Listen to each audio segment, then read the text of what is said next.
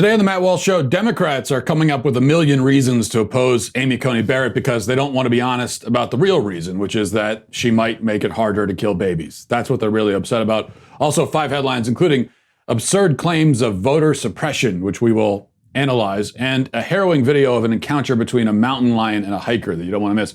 In our Daily Cancellation, I'll be canceling everybody involved in a viral video of a woman forcing her boyfriend to marry her at a Target. All of that coming up. But first, there are a lot of companies out there working constantly to undermine our values as conservatives. Sometimes you think, it might be nice to have a few companies who are actually on our side.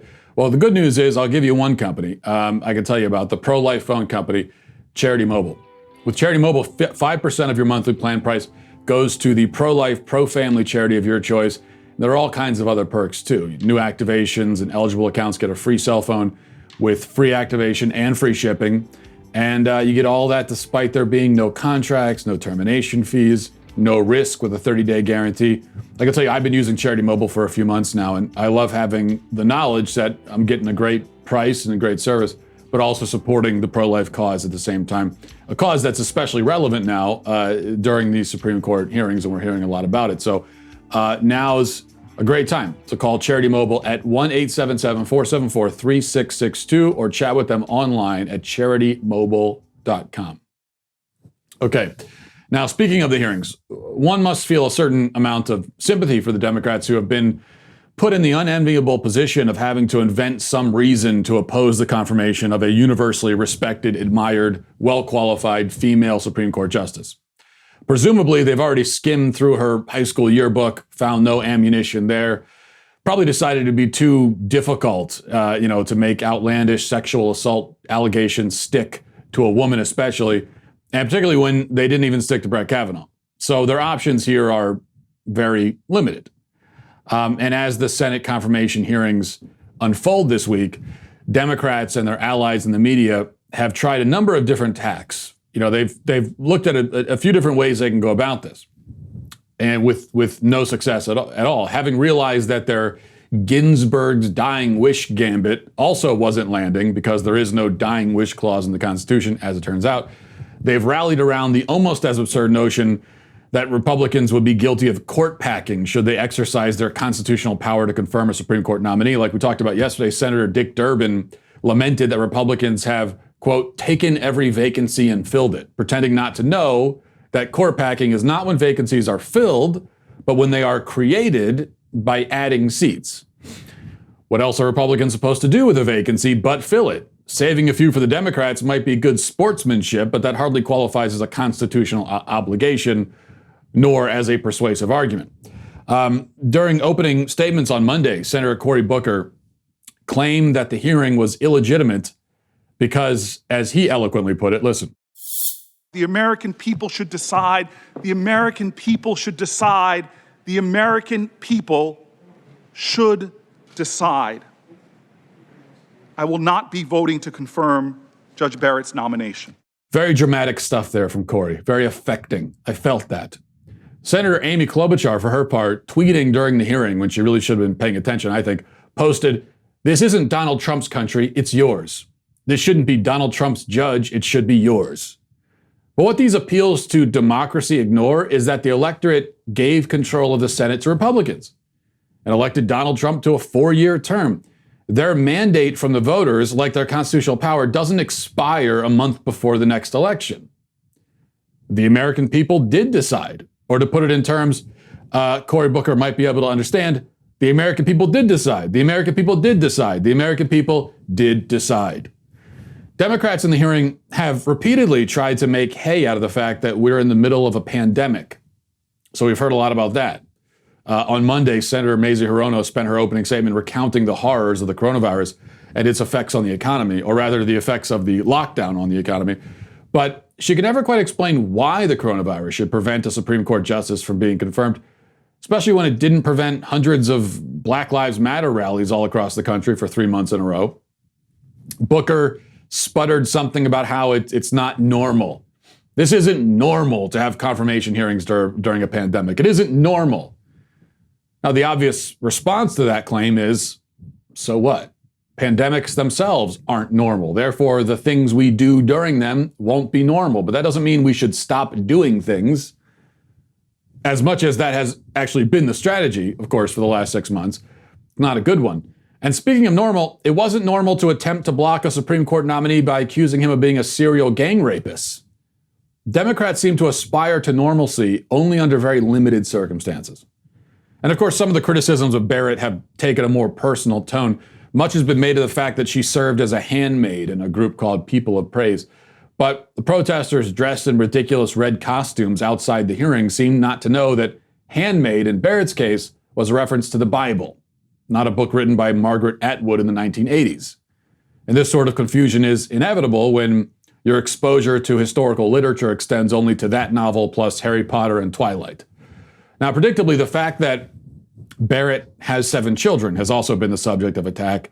Many examples here. Here's just one. Author Lauren Hoff mocked the judge for her, quote, clown car vagina. Many of the Twitter followers laughed and applauded. One of them commented that delivering a child is like, quote, taking a dump. Now, I'm tempted to say that many of Barrett's critics are jealous that she's an attractive and successful woman with a husband and children, while they have only their cats and Netflix accounts to keep them company as they slowly shrivel away into nothingness to be forgotten by everyone and mourned by no one. But I'm not going to say that because it would be uncharitable.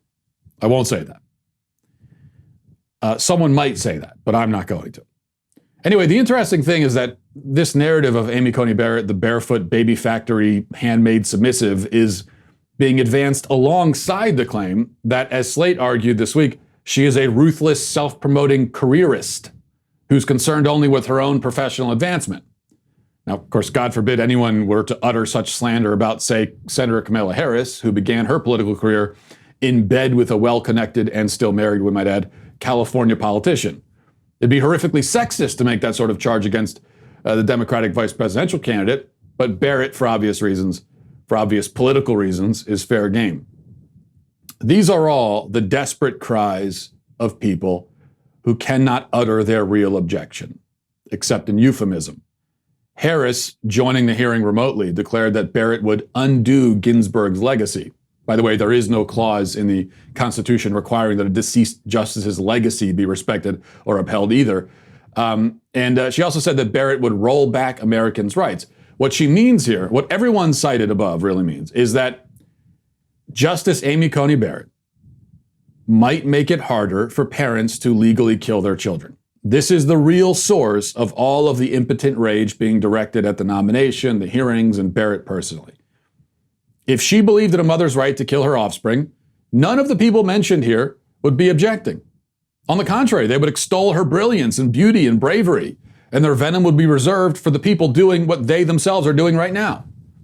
Democrats have no problem with this flagrant hypocrisy because they believe themselves to be opposing literally Hitler. The other side of the aisle, to them, represents abject evil, racism, bigotry, the enslavement of women.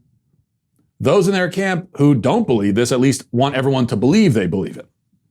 But meanwhile, it doesn't require exaggeration or hysteria or recourse to dystopian fantasy novels to believe, rather to notice, to know that they are the ones who actually do support, fund, and facilitate one of the most hideous forms of evil the world has ever seen. 60 million human beings have been butchered since and because of the Supreme Court decision that these people hail as the high watermark of the civil rights movement. Many of these humans have been killed in the very early stages of pregnancy, a fact that makes their murder no less evil. But many millions have been executed at a stage late enough to require dismemberment before the corpses can be extracted from the womb. This mass grave, this mountain of corpses, this systematic extermination of our own children is what Cory Booker, Kamala Harris, Joe Biden, all the rest of them are so jealously and vengefully guarding. They pretend to be fighting evil, and they've given themselves the moral license to lie and cheat to that end. But they are, in fact, the genocidal fascists they pretend to oppose. And we should always keep that in mind when we watch the hearings this week. Let's get to our 5 headlines.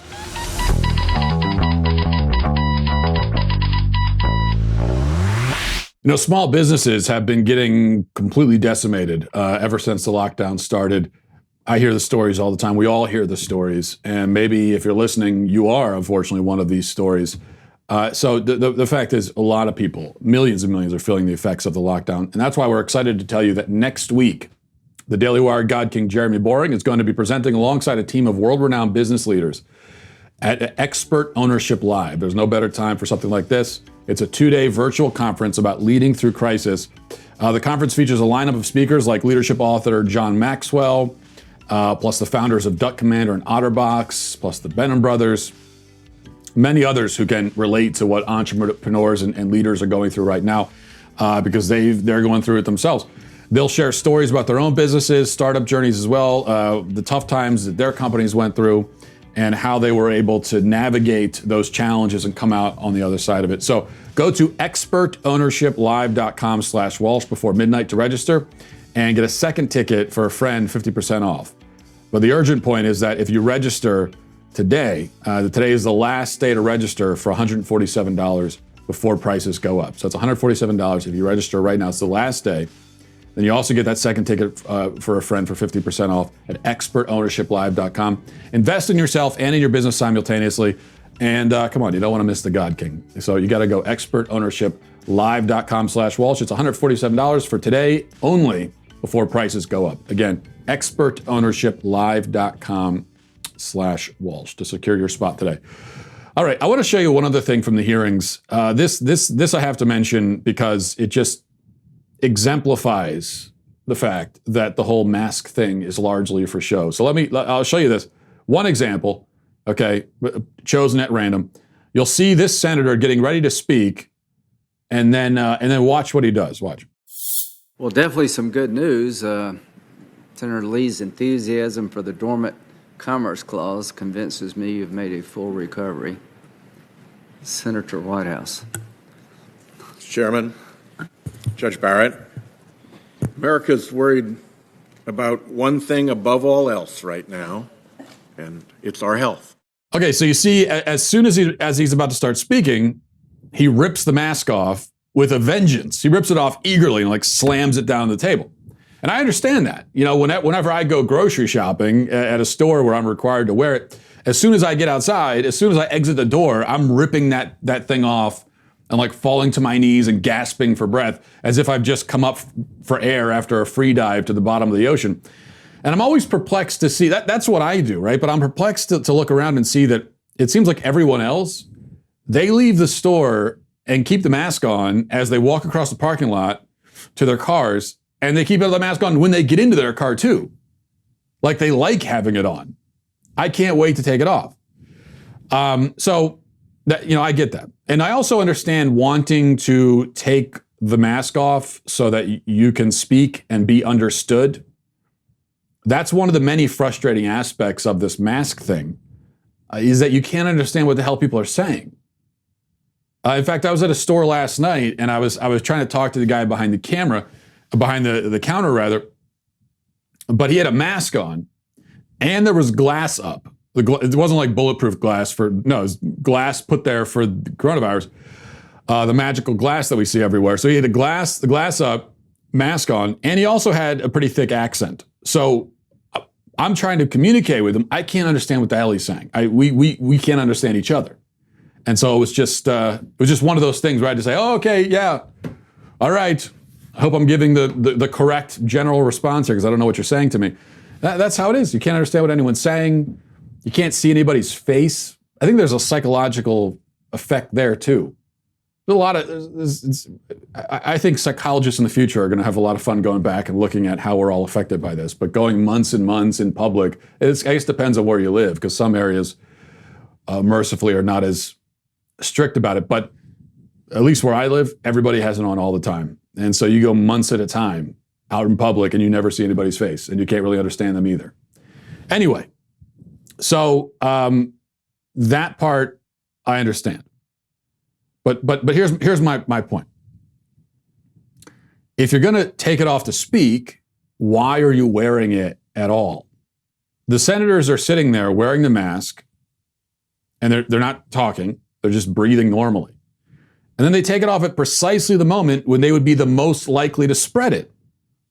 Though it's still extremely unlikely. But still, it's incoherent. If you're going to wear the mask, wear the damn mask. But if you're going to do what I would say is the reasonable thing and not wear it when you're trying to speak, then what's the medical reason to wear it at all? It's like when you go to a restaurant now and they say, wear the mask when you come in and you're walking to your table. You got to wear the mask for that. And then you sit down and you take it off and you carry on a loud conversation spewing your fumes this way and that. Again, I'm not saying that you should wear your mask when you sit down to actually eat your dinner. I see some people doing that and it's completely insane. But what I'm saying is, what the hell is the actual point of wearing it on your way to the table when you're not saying anything and then you sit down and then you take it off? Of course, it's an offshoot of the airline thing where you have to remain socially distanced, and they're very strict about it. Remain socially distanced in line to get on the plane and then be packed in like sardines, breathing recycled air for the next 6 hours. It doesn't make any sense. It's all for show. Okay, number 2. We're always hearing about this mythical beast called voter suppression. We hear about it. We're warned about it, but we never actually see it. We never see this voter suppression in action until now. Claire McCaskill uploaded a video from Georgia, and that I think she took herself. I'm not sure about that, but she uploaded this video, got a lot of attention, went viral. Polls opened, for in-person voting in Georgia, at least in this part of Georgia. And she took a video, and she says that this proves voter suppression. It's a video of voter suppression. So what are we going to see here? Are we going to see voters being blocked from the entrance? Are we going to see voters being thrown out of polling stations by bouncers? What are we going to see? Well, here's the video. This is it right here. This is the voter suppression. As you can see, a whole bunch of people lined up to vote 3 weeks before the election. This is voter suppression, they say. Hundreds of people being able to vote 3 weeks early is suppression. Right. Actually, no, that's not what suppression is. The fact that this line exists is not evidence that people aren't able to vote. In fact, it's evidence of the opposite. In the same way that a long line for a Star Wars film is not evidence that people aren't able to watch Star Wars. A long line for a roller coaster is not evidence that the amusement park doesn't want you on the roller coaster. It's evidence that they want you on it, and a lot of people want to do it, and you can only board so many people at a time. You can only get so many people into the building at a time, especially now with all these COVID restrictions. So we're going to pretend that that's got no factor at all either. It's what they are putting forth as evidence of voter suppression is evidence of the opposite of vote. It's evidence against voter suppression. We are 3 weeks before the election, and there's a line around the freaking block of people who can vote. Yes, it might take a little bit. It's inconvenient. I was talking about this, and someone said to me, "Well, this is about the inconveniences." So what? Doesn't mean you can't do it. Just because you're inconvenienced doesn't mean you're being suppressed or oppressed. If it's that important to you, then you'll just wait in line. No big deal. If it's not that important to you, then don't do it. No skin off my back. I've made my point clear there as well. I don't think we need to go out of our way to make sure that every last person votes. But if you want to, you can. Okay. Number 3, news in the Harvard Gazette says people who survive serious COVID-19 infections have long-lasting immune responses against the virus, according to a new study led by researchers at Harvard-affiliated Massachusetts General Hospital. The researchers found that levels of an antibody called immunoglobulin G remained elevated in infected patients for 4 months and were associated with the presence of protective neutralizing antibodies, which also demonstrated little decrease in activity over time. So yeah, that's kind of what I thought. And if I've said it once, I've said it 1,000 times. It's all about the immunoglobulin G. You guys have heard me go on about immunoglobulin G many times. I'm always talking about it. And so this is good news anyway. But of course, when Trump made this claim about himself, that maybe he's immune now, it was called fake news. In fact, I believe Twitter flagged it as fake news, censored the tweet. I wonder if they'll do the same with Harvard. Probably not. Okay, Kanye West has released his first campaign ad, the moment we've all been waiting for. Here it is. America, What is America's destiny?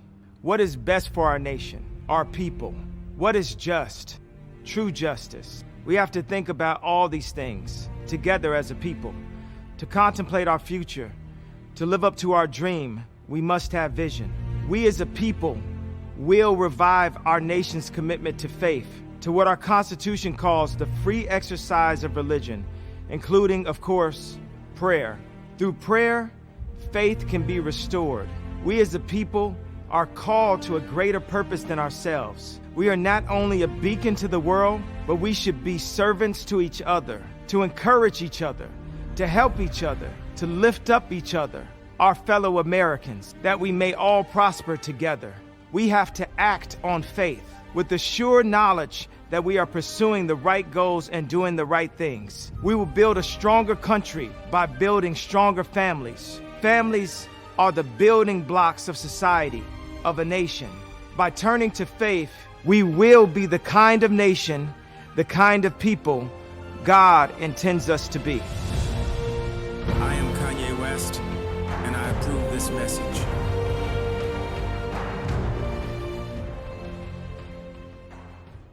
Okay, so I have to say the production quality and presentation here is not the best. And I'd expect maybe a little bit more from an artistic visionary. But the message is on point. And you know, I think the message is great.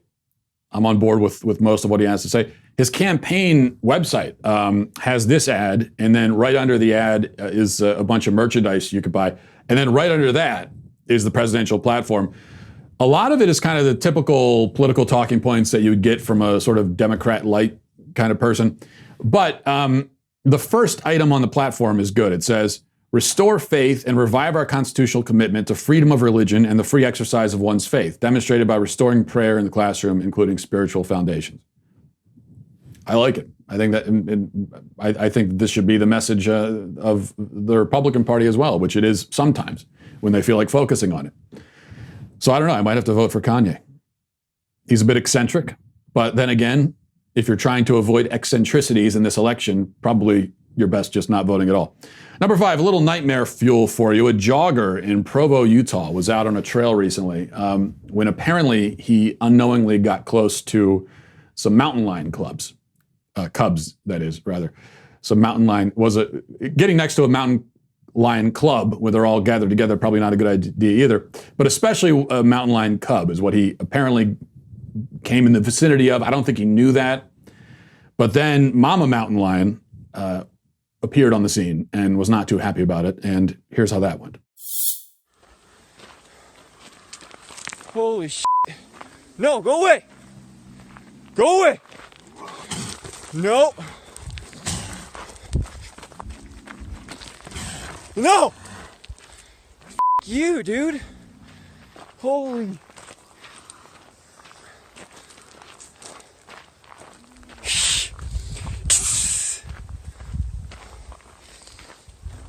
Gosh, where's my gun?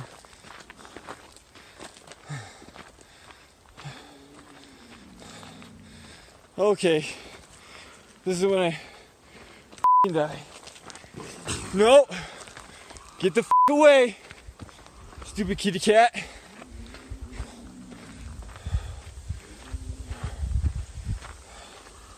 Holy, come on, dude. I don't feel like dying today. Ah.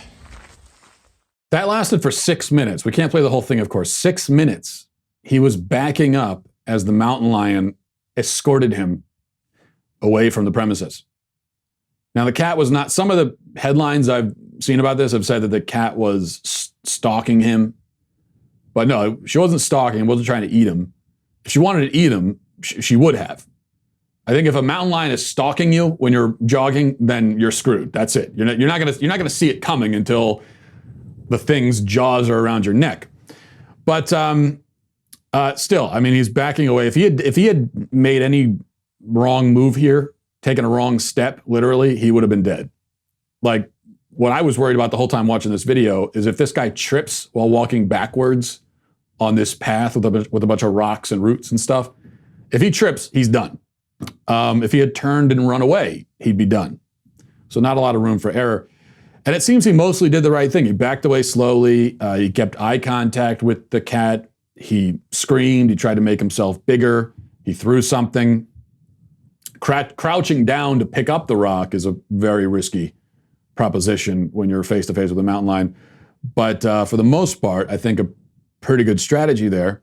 And obviously he survived, so proof is in the pudding.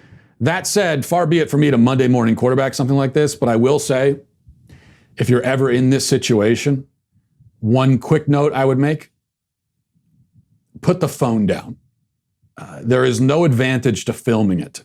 This isn't like you're in a confrontation with the police and you want to film it so that you can sue them later. There's not any suing the mountain lion if she rips your face off. That's not going to happen. So there's no conceivably good reason to film in a situation like this.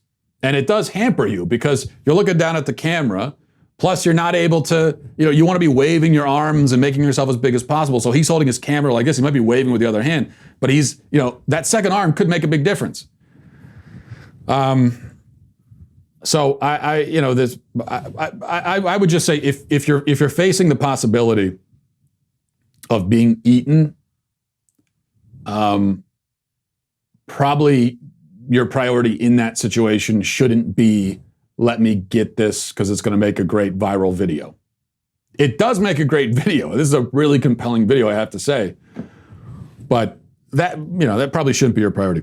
Finally, bonus story here, number 6 from Religion News. Religion News reporter Alejandra Molina says, Amy Coney Barrett nomination fight leaves progressive Catholics feeling unseen.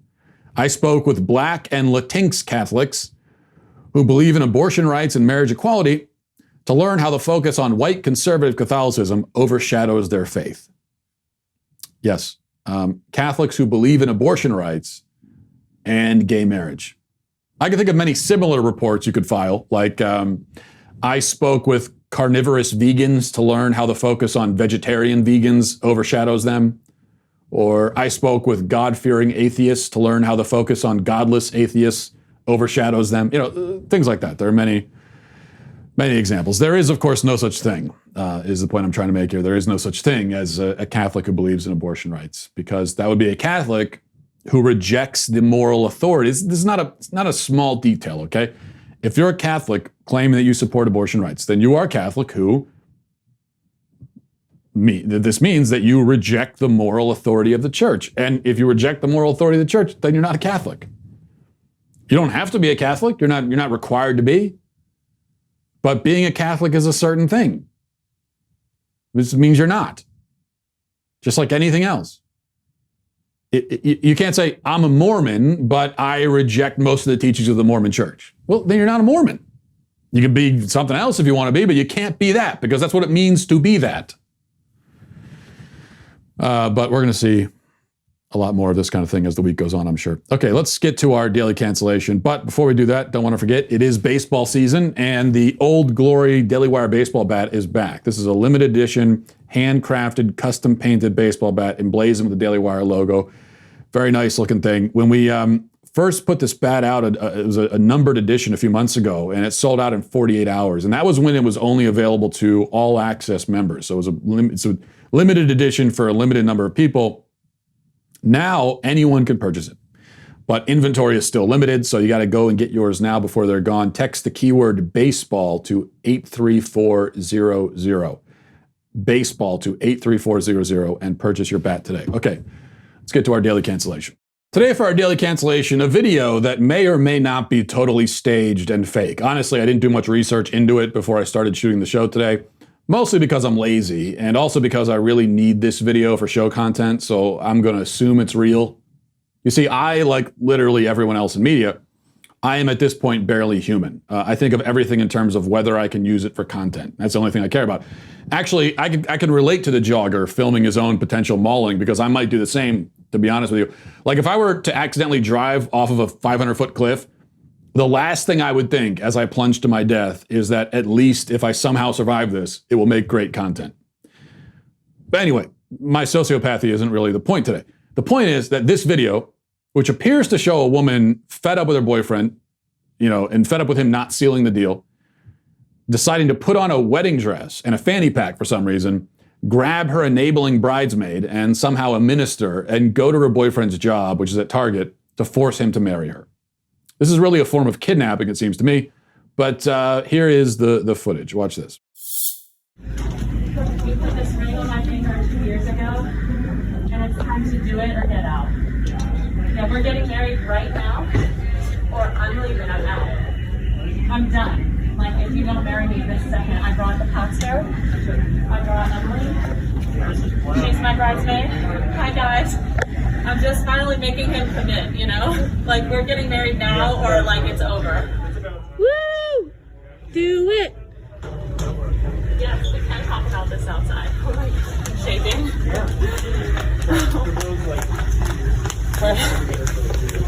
Thank you so much. Now, perhaps unsurprisingly, I am canceling all parties concerned here. I cancel the would-be bride on the general grounds of her apparently being a lunatic, though I suppose she gets points for getting married in a Target parking lot rather than doing the whole elaborate traditional wedding routine, because if she did the traditional wedding routine, one shudders to imagine what sort of bridezilla she would be. She strikes me as the type of bride who would break down in tears in the middle of the reception because the napkins are the wrong shade of white or something. In fact, now that I think of it, we may be asking the wrong question about this incident. We're asking whether it's staged, but do we even know if that guy was actually her boyfriend? How do we know they knew each other at all? Maybe she met him for the first time the previous Tuesday when she went to Target and he was working, and she stopped him to ask if they sell sweaters for poodles, and his friendliness gave her the impression that they were madly in love. So she showed up a few days later with a priest and demanded that they marry on the spot. You know, it's a tale as old as time. Classic love story. Could be the case here. We really don't know. But she's canceled. I also cancel the man, though, because a couple of reasons. First of all, you have done something wrong in your relationship if you have given your girlfriend the impression that it would be acceptable for her to come to your work in a wedding dress and ask to get married real quick on your lunch break. Also, I'm canceling him on the assumption, let's just assume, that it's true that he's been engaged to her for 2 years and is stringing her along. Her approach here is ill-advised on a number of levels, but she's right, at least, that 2 years is too long. So she's correct on that score. I'll defend her there. So he is canceled for that. And they are canceled together. They have that in common, at least. Perhaps it can serve as the foundation for their new life together as a married couple. Their mutual cancellation. I don't know. Now, I understand that people today, people in my generation, are afraid of marriage, allergic to it. That's why marriage rates have been dropping while unmarried cohabitation skyrockets. And I understand to some extent why this fear of marriage is there. It's somewhat justified. Older generations, the boomer generation, they complain about millennials being afraid of commitment, but where do you think we contracted this particular disease from? Baby boomers got divorced like it was their hobby, like it was their favorite thing in the world to do. My parents are still married, but growing up, half of my friends had divorced parents by the time I was in middle school. So a lot of people in my generation grew up in broken homes and didn't get the greatest example of marriage. If you're wondering why your kids don't want to get married, consider the possibility that they were turned off from the whole enterprise because you suck so bad at it. Maybe. That said, you can only use mommy and daddy as an excuse for so long. And swearing off marriage doesn't really make sense unless you're going to swear off romantic relationships completely and live a celibate life, in which case, more power to you. There's something to be said for that, perhaps. But if you still want to have that sort of companionship, then you really have two ways of going about it. Number one, strive to find and form a lasting, committed, stable relationship with someone who you can come to know and love, and with whom you can build a family and a life together and grow old by each other's side. Or two, you can wander from one meaningless, self-centered, temporary relationship to another, the thrill of something new quickly giving way to dissolution and heartbreak again and again and again until finally you're too old for that sort of thing. Your physical beauty wears away, and ultimately you're left alone with no one by your side in old age and no child to care for you. Those are really your two options. That's really it. Of course, option one can turn into option two if the marriage doesn't work out, but still, at the end of the day, these are, broadly speaking, what you have to choose from if you don't want to be celibate and become a hermit, which again, more power to you if that's what you want to do. To each their own, but I would highly recommend option one. And if you're going to go with option one, that requires some decisiveness. And yes, a little bit of risk. You're never going to know everything there is to know about someone before you get married. There's always going to be some mystery in the other, which is a good thing if you look at it the right way. And that means there's always going to be a little bit of a leap you have to take when you tie the knot. Yet putting off the leap won't accomplish much. There's only so much you can feasibly learn about somebody before you've married them. It's part of the bargain. And as far as that goes, you'll have learned almost all that you can learn very quickly. One thing I hear from people a lot is that, well, we have to live together for 5 years before marriage to find out if the other person has annoying habits. Are you kidding? Of course they have annoying habits. Everyone does. I have approximately 900,000 annoying habits. My wife has counted all of them. But you learn to have fun with the annoying habits. At least I do. My wife doesn't like the sound of chewing. So what do? Well, when we're watching a movie, I intentionally chomp on a bowl of tortilla chips just to piss her off. It's a great time. Intentionally annoying her is my love language because I'm essentially still in 6th grade, emotionally speaking. So don't worry about that sort of thing. It'll happen. You work around it. I tend to think you can know if somebody is marriage material and whether you want to marry them in like a month. I know I did with my wife, but let's be cautious and say 6 months. By 6 months, you will know almost everything you can know about that person before marriage. It's possible they're hiding some deep, dark secret. It's possible your beloved is a chainsaw murderer. But frankly, if you haven't figured that out in 6 months of dating, you probably won't figure it out in 6 years either. And besides, chainsaw murdering isn't a deal breaker in a marriage.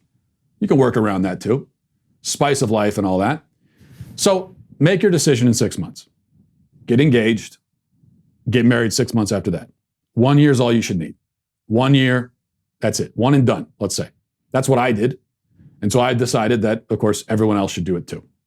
And when I am theocratic fascist dictator of America, this will be obviously required by law. Under my regime, upon reaching adulthood, you will be given 6 months to find someone and get married. If you don't find anyone, somebody will be assigned to you. The wedding will be carried out shortly after that. There will be no reception, as music and dancing will be, of course, banned. And then you'll have 24 hours for a honeymoon at Six Flags or something before being sent to work in the factories for the rest of your life. There may be a few flaws in that sort of system, I admit, but it's better than what we're doing now. In fact, really anything is better than what we're doing now. Actually, what you just saw there is probably better than the way that most people my generation handle relationships. So maybe I don't cancel them. In fact, maybe I cancel everybody else. You know, and look, they have a great story to tell their kids one day, if everything works out. And I think that should it go that way, when the kids finally hear that story, they won't be surprised because they'll know their mom and they'll hear that story and think, yeah, well, it sounds like mom. All right, so who am I canceling? I'm canceling commitment-averse millennials. I guess that's that in the end is who was canceled. I guess the guy is canceled, not the woman. We went on a circuitous path here, but this is where we ended up. Okay, that'll do it for us today. Thanks for watching, everybody. Thanks for listening. Godspeed.